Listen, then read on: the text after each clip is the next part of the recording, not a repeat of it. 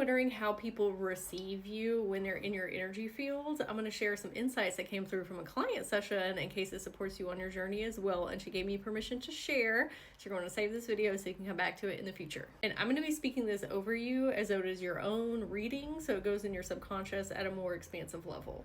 I'm also going to read from my notes so I stay on track. So when I went into your energy field, you know how there will be like bread bags and you can like spin it if you want to. But this one you handed to me and I looked at it and I said, is this bagels? And you said, yes. I said, okay, well, what do bagels represent to you? And you said sustenance and completeness. So bread, you know, is like a hearty thing that you can eat. It's good for your soul, not always bloating, but completeness is symbolized by the bagel being a circle. This is when you put your head on my forehead. Okay, so we're leaned in with one another. And I said, oh, your energy is very warm, your aura, like the smell of freshly baked bread. That's how people receive you. And the reason that you put your forehead on mine is because when you meet people, they feel like you are honoring them. And it's also a good way to say, I got you. Almost like a mom would be putting their head on their little baby. And this is when you took my hand, or both my hands, and you started writing inscriptions on them, like words, letters, sentences. And I said, what do these represent? You said they will pull you forward as receivers, like a compass, where it pulls in magnetism okay, for the planet's Earth, and then you can find what direction you're going in. These inscriptions on your hands will work in the same way. And then you and I are going through the ethers, and it's very dark. We can't really see anything out in front of us, but there's a rope that you and I are pulling on, kind of like you'd be playing tug of war, but we didn't know what was on the other side, and we were just trusting where it was leading us. And then we came out to a mountainscape, and there was a ledge like goes really far down, and when I stepped up to it, now I'm serving as somebody that you are speaking to, okay, whether that's family members, friends, clients, like people who are receiving your energy.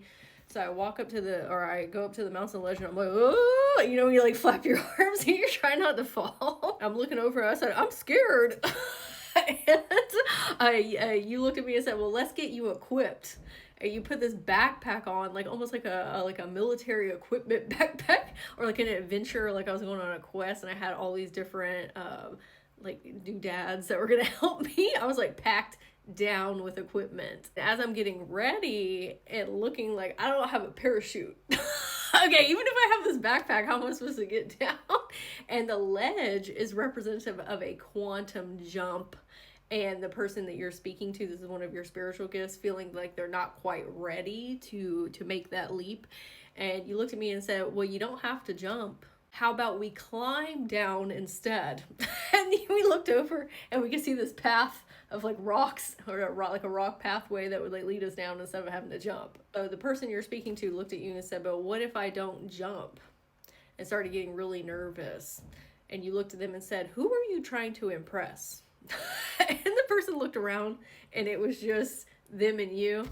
At first thought, the person was thinking like, oh, you know, the people in my life, like family members, friends, like people I work with, like living up to their expectations. But this person had already worked through that. So it was actually the expectations of self, like trying to impress yourself with what you're capable of doing. So this group of persons who you're meant to be supporting in this context have already released people pleasing, but they are people pleasing within. And you said, why is a small step not also a high expectation? Just like you would be, you know, leaping off the edge. Why do you have to jump for it to be grandiose? Do you not think that every step you take is important to your destination? That is why you feel restless. We feel like it is not enough. We are not enough. What we are doing is not enough. If every step counts, then you don't always have to take a giant jump or a quantum leap. So this is where you are recognizing within other people this plateau and valley situation that they're stuck in. It's a loop. Like they have this success and then it drops off and they feel like a failure or disappointment, and then success, failure, disappointment. And it's like they're having to pit themselves in these situations where they make these extremely hard pivots in life and just start over so many times, instead of having a path where it's very smooth, like a flat plane that they're going on. And you were expressing that that is where you really find contentment in life. Not saying that you cannot still be ambitious, but it's an easier ride of life. And yes, you can still have what you said was frog leaps. You can still have frog leaps, but it's coming from a place where it's more natural instead of trying to force yourself, like going up to a ledge from a place of panic, stress, dire, or doing things last minute. As you are taking steps in life, whether that is actions, the words that you're speaking, your decisions, your choices, your mindset shifts, we need to be saying over self, this step is important because I am important. Everything is getting me to my destination. Okay, whether I'm walking slowly down the path or I take a natural frog leap. So again, this is how people are receiving you, with the warm, nurturing energy, helping them get equipped. Okay, that is tools and techniques or advisements that they're needing in life, or feeling compassion or empathy or feeling safe in your presence. And you say, oh baby, you don't have to always be making dramatic jumps all the time.